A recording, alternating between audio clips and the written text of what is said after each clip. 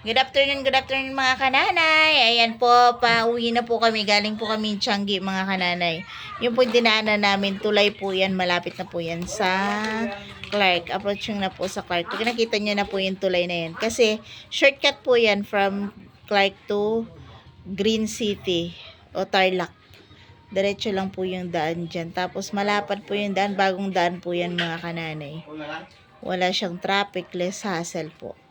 Ayan, nasa tulay po tayo. Yung tulay na mahaba mga kananay. Sa ano na yan? Sa Clark na yan mga kananay. Ayan, galing tayong palengke mga kananay. Namalengke ako for 1 week na yan mga kananay. Kasi nga, nagtatrabaho na naman tayo lagi tayong overtime. Kung anong laman ng ref, yun na lang yung pinagtsatsagaan namin mga kananay. Kasi, alam mo na, yung factory worker, ganyan talaga. Super overtime mga kananay. Tapos minimum wage ka lang. Saktong-sakto lang. Minsan nga kulang pa pambayad utang nga kananay.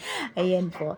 Pinapakita ko lang yung daanan namin. Yung asawa ko po yung nagdadrive sa motor. Siguro yung ano, kasi umalis kami kanina mga kananay, 9 o'clock na. Tapos nakarating kami doon, 9:35. 35 minutes drive lang. Yan, pauwi na kami yan. Ano na yan, 11:45 galing kaming Tiangge.